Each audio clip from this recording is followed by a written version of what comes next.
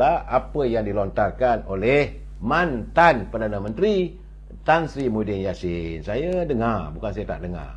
Saudara, dan saya lihat warga UMNO, ahli-ahli parlimen dari Parti Perpaduan, mereka dengarlah. Mereka dengar kenyataan. Dan saya lihat dalam keadaan-keadaan begini, macam saya nampaklah seolah-olah ada sesuatu yang ingin dilontarkan. Mungkin rasa tak puas hati. Kerana kononnya kerajaan hari ini, pimpinan Datuk Seri Anwar Ibrahim, ada wish hunting ataupun melakukan tindak balas dendam. Kerana sudah ada tindakan-tindakan oleh SPRM. Saya melihat apa yang dilontarkan oleh Tan Sri Muhyiddin ini agak bahaya pada dirinya dan parti beliau. Kerana ucapan itu seolah-olah mencabar kerajaan Datuk Seri Anwar Ibrahim. Kerana Datuk Seri Anwar Ibrahim tidak pernah pun mengatakan bahawa beliau mengarahkan selaku Perdana Menteri agar siasatan itu dilakukan. Dia tak campur tangan. Sebab dia kata kalau ada, dia serahkan apa dapatannya kepada SPRM. Ia mengeluarkan kenyataan oleh SPRM. Tapi biasalah saudara, dalam keadaan sekarang ni, sebagai nakoda utama negara kita, Datuk Seri Anwar Ibrahim kena balun lah tadi hari ni saudara. Kita dengar apa lontaran kata-kata ataupun ucapan daripada Tan Sri Muhyiddin. Kita harus berlapang dada, kita buat pertimbangan sejauh mana benar ataupun tak benar. Memanglah dia menafikan segala tuduhan-tuduhan ataupun berita-berita yang mengatakan adanya kecurangan dalam pelaksanaan di sektor ekonomi. Cuma saya teringat dan Sri Muhyiddin ni kadang-kadang dia terlupa agaknya bahawa bila dia berucap di parlimen dulu, dia mengatakan kerajaan pimpinannya menyediakan 600 bilion sebagai ransangan ekonomi. Tapi hari ini lain pula cakapnya. Saya kata Tan Sri ni bercakap mana ni? Dan memanglah beliau mengatakan bahawa itu tak betul, ini tak betul. Masih lagi tuduh-penuduh. Saya mengharapkan sepatutnya sebagai mantan Perdana Menteri, beliau harus mengutamakan cadangan. Bagaimana nak memulihkan ekonomi. Bukan masa untuk kita tunding-menunding.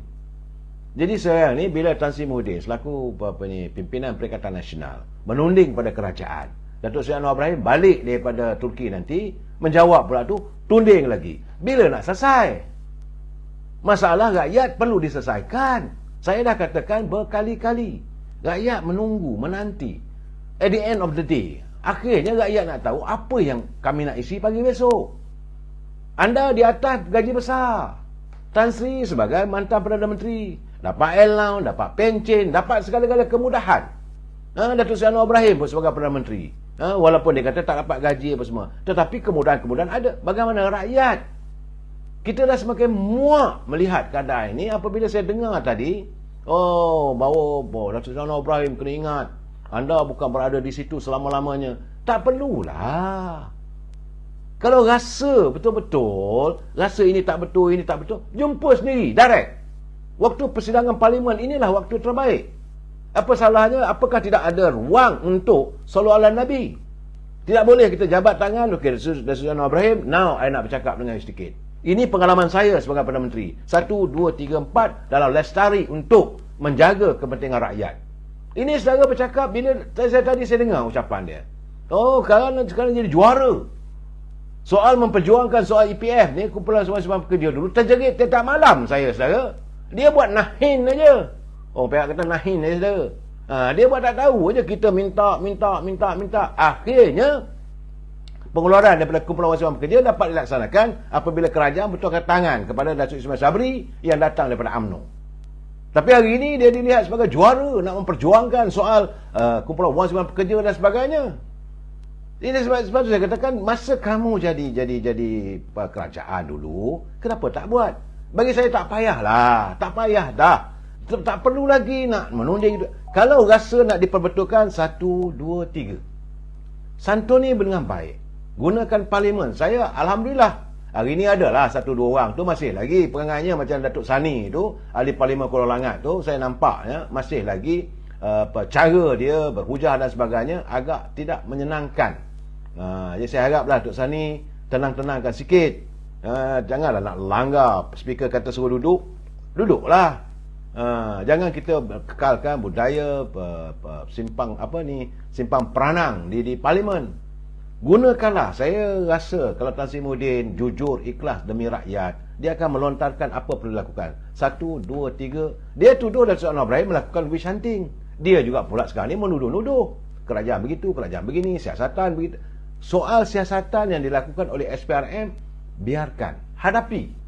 Selalu saya katakan, bila keadaan begini, kamu hadapilah. Kalau ada berlaku kecurangan dan sebagainya. Dan saya lihat, Suruhanjaya Pencegahan Rasuah pun tidak pun menuduh berterusan. Cuma pihaknya sedang mengkaji, sedang melihat, sedang menyiasat.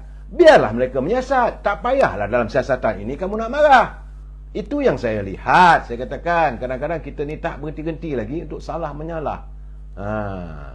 Saudara Waris dia kata, di agenda di Parlimen masih ada lagi agenda sindir menyindir, tindas menindas, bidah memindas. Tak sesuai. Ini dah 3 hari dah. Saya kecewa bila dengar Parlimen tadi. Saya amat kecewa. Bukan itu sebenarnya. Parlimen adalah untuk membincangkan masalah rakyat. Nama lagi Dewan Rakyat. Saya tak maulah saudara soal anak abah ni. Saya tak maulah soal-soal itu soal peribadi. Bagi saya, apa saja yang bersoal peribadi, saya tak minat. Saya hilang keyakinan saya pada pemimpin yang melontarkan kata-kata persoalan yang berbau peribadi. Kalau you marah pada Datuk Anwar Ibrahim kerana jadi Perdana Menteri, cara lain ada. Tapi kalau sekarang ni kena terima hakikat. Bukan salah orang, kamu sendiri tak nak bersama dalam kerajaan. Dah jadi pembangkang sekarang ni, jadilah pembangkang yang berhemah. Itu maksud saya, saudara. Nak cakap lebih-lebih nanti orang kata saya benci dengan Tan Sri Muhyiddin. Tidak, saya tak pernah membenci siapa pun. Cuma saya merasakan sebagai orang yang berada dalam posisi oposisi, sebagai posisi pembangkang, bangkanglah kalau sesuatu yang diutarakan oleh pimpinan kerajaan ini tak betul, kritiklah. Kita mendengar dengan baik dan saya akan sokong. Bukan saya tak sokong. Tadi bila kata tentang kumpulan wang simpanan pekerja, saya bersetuju. Tapi dengarlah pula penjelasan Datuk Lokman Adam Saban malam memberi penjelasan bahawa kaki tangan di kumpulan wang simpanan pekerja harus memikirkan bagaimana caranya untuk menangani persoalan ini. Ada caranya, ada ruang keluarnya. Tapi dengarlah pandangan orang. Bila kalau kita tak mau mendengar pandangan orang, inilah susahnya saudara. Dan hari ini juga saya cakap terang saudara, dalam keadaan begini rakyat benar-benar teruja. Pendapatan saya, rakyat teruja apabila mendapat tahu bahawa Suruhanjaya Pencegahan Rasuah sudah pun berani untuk memanggil Tun Daim Zainuddin katanya untuk dalam siasatan berhubung dengan Pandora Paper. Jadi berita ini sebagaimana ditulis oleh saudara Adam Malik adalah daripada Malaysia My TV Online. Dan saudara, saya petik kenyataannya, dia kata bahawa berita Suruhanjaya Pencegahan Rasuah Malaysia memanggil Tun Daim Zainuddin untuk memberi kenyataan kepada agensi menjadi berita paling sensasi kepada seluruh rakyat. Dan rakyat mula percaya bahawa Suruhanjaya Pencegahan Rasuah berani melakukan tindakan ataupun melakukan siasatan. Jadi artinya tidak ada pilih bulu. Soalnya apa dapatan soal lain. Sebab selama ni banyak orang kata kalau Tun Daim tak boleh sentuh, Dr. Mahathir tak boleh sentuh. Adanya orang kata ini keadaan maka mereka terlindung dan sebagainya. Sekarang ni free for all. Perdana Menteri kita, mantan Perdana Menteri Datuk Seri Najib pun dia nak siasat bawa ke mahkamah. Rakyat menanti dengan penuh keikhlasan bahawa tindakan mereka. Saudara kata saya bergerak sebelah. Saya tidak bergerak sebelah, saudara. Saya mengatakan bahawa sebagai pemimpin pembangkang, lontarkanlah pandangan. Cuma yang saya katakan, waktu Tan Sri Muhyiddin jadi Perdana Menteri dulu, teruk kita nak dapat minta pengeluaran kumpulan simpanan pekerja. Tak ada bergerak sebelah pun. Saya melaporkan apa yang dialami dulu. Dan sekarang ini, saya minta agar Tan Sri Muhyiddin kalau benar mau menyantuni hak ehwal rakyat, jumpa terus. Saudara, dalam keadaan begini, saudara Azidin, jangan lupa SPRM pun boleh kena saman juga. Betul, tak ada masalah. Jadi kalau tak betul, saman. Kita ada undang-undang. Tetapi adalah lebih baik jika ada sesuatu permasalahan yang berhubung dengan diri, berhubung kait dengan parti ini, bincanglah. Saya lebih suka setiap permasalahan itu dibincangkan. Tetapi kalau kamu mengkhianati rakyat, itu saya tak maafkanlah. Itu bagi saya, saudara. Saya kalau nak marah pun marahlah kat saya, tak apalah. Saya harus memberi pencerahan. Dapatan saya mendengar kenyataan tadi. Cuma okey, tak ada masalah. Memanglah Parlimen itu tempat mereka untuk saling melontarkan pandangan. Cuma Berhentilah balun-membalun. Sebab bila Tan Sri Muhyiddin balun Anwar Ibrahim, besok Anwar Ibrahim jawab. Tak selesai juga masalah. Itu maksud saya, saudara. Bukankah abah kau yang cabar PMS 10 suruh cari orang yang makan rasuah katanya? Saudara Harry, saya tak tahulah saudara. Sekarang ni mereka sibuk memekak dalam parlimen. Yang kita nak tahu, apa yang kamu santuni untuk rakyat. Saya dah bercakap. Saban malam kita mengatakan, rakyat dah hargakan perjuangan. Rakyat mahukan sesuatu yang jelas. Kami nak ke mana ni? Ke mana kamu sebagai pemimpin negara? Sama ada anda sebagai pembangkang, anda masih lagi wakil rakyat. Anda adalah ahli parlimen. Kalau anda jadi menteri, anda adalah wakil parlimen, wakil rakyat. Gunakanlah dewan rakyat itu berjuang untuk rakyat. Kami tak ada apa-apa pun. Kami menanti dengan penuh harapan. Sebab itu sekarang ni, tunggu 9 hari lagi. Apakah bajet yang akan dibentangkan oleh Datuk Seri Anwar Ibrahim nanti benar-benar dapat menyantuni derita rakyat. Ini yang kami harapkan. Kami tidak mahu lebih daripada itu. Anda nak dapat gaji puluhan ribu pun anda punya hal. Anda dah sekarang jadi Perdana Menteri, dapat allowance itu ini, anda punya hal. Tak ada masalah bagi kami. Yang kami mahu, sejauh mana kehidupan rakyat ini dibela. Ini paling penting bagi saya. Saya akan naik angin kalau orang mengatakan bahawa rakyat itu dikemudiankan. Tapi apa yang selalu dilontarkan oleh orang politik, kami berjuang demi rakyat. Kami mementingkan rakyat. Apa kepentingan rakyat yang anda lakukan sepanjang perbincangan dah masuk hari ketiga? Apa cadangan-cadangan yang anda lakukan, yang anda berikan pada kerajaan untuk dilaksanakan dalam menangani derita rakyat? Apa yang anda lakukan? Malahan ada juga kursi yang kosong. Ahli wakil-wakil rakyat pun punting. Masih lagi perangai lama. Ini mengecewakan rakyat. Masa kempen, yakinlah saudara, kita berjuang untuk rakyat. Jangan jadikan rakyat ini sebagai modal politik anda. Saya benci kalau orang bercakap, saya berjuang demi rakyat, sedangkan mereka mengisi tembolok keluarga mereka saja. Ini yang saya marah, saudara. Bukan soal apa mereka nak bercakap, itu bercakaplah, tak ada masalah. Cuma saya memberi pandangan dalam keadaan-keadaan hari ini, suasana ekonomi yang belum menentu lagi, saudara. Memang pun sekarang ni kerajaan tak boleh nak berbelanja sebab belum kelulusan bajet daripada kerajaan, daripada parlimen. Jadi wang tak boleh dibelanjakan, kita faham. Tetapi dalam waktu yang sama, kementerian perlu melaksanakan tugas tanggungjawab. Apa yang berlaku di Pasar Borong saya lontarkan. Perlulah penguasa-penguasa laksanakan tugas dengan baik. Bersihkan kawasan tersebut, beri peluang pada warga kita untuk berniaga, untuk mencari kehidupan. Apa yang dilakukan oleh pegawai-pegawai immigration di Cyberjaya tu, kita ucapkan tahniah. Ini kita mahukan.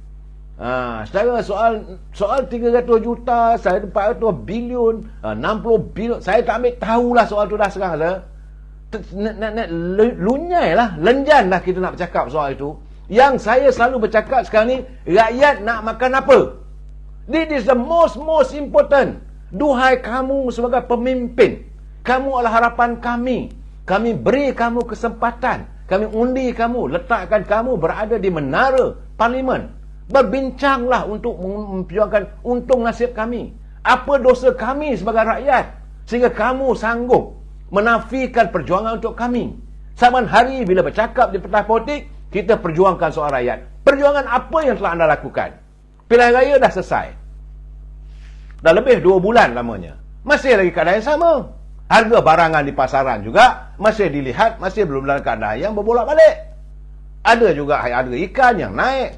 Semalam ada pelayar tanya saya, adakah saya turun ke pasar? Tadi saya pergi ke pasar. Saya tengok, sebenarnya saya geleng kepala. Harga barang mahal.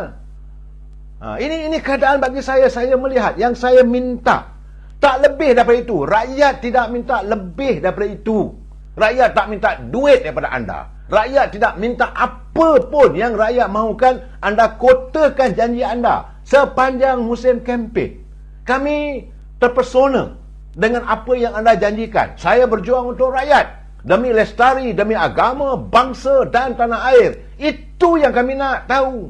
Kalau sayur naik, tentu kami marah. Kalau ikan naik, tentu kami akan marah. Kerana anda sudah jadi menteri, tak mampu mengawal keadaan. Ini aja cerita dia, saudara. Jangan gunakan pentas di parlimen itu untuk saling tunjal-menunjal. Cukup-cukuplah. Pilihan dulu, 3 Perdana Menteri dulu, sama keadaannya. Apakah yang sekarang ni pun yang sama? Cuma Alhamdulillah saya katakan. Alhamdulillah, nampaknya ada sedikit ketenangan, cuma ada 1-2 orang lagi. Malahan kita lewat jelutong pun belum lagi terpancing lah. Kalau dibuat perangai lebih, tentulah saya akan pertama marah lagi. Saudara aku kan gajah, dia kata yang penting anak dapat jawatan. Itu tak saya soalnya dapat jawatan ke, orang ni lantik, itu lantik, ini lantik lah. Asalkan mereka dapat menangani derita rakyat. Kamu nak lantik siapa pun lantik lah atas keyakinan kamu. Tapi jangan kamu gunakan isu politik ini melalaikan suasana, akhirnya rakyat yang terhumban di lembah derita. Kamu berjanji nak menyantuni derita rakyat. Dan saya minta pimpinan dalam parti-parti pembangkang, berilah pandangan yang bernas untuk lestari menyantuni rakyat. InsyaAllah jangan takut. Kalau kamu bertugas dengan baik, kamu berfikiran dengan baik, kamu beri pandangan yang baik untuk rakyat, tetap rakyat akan berdiri teguh di belakang anda. Kita sambung lagi malam besok lah, saudara. Letih saya tengok keadaan begini.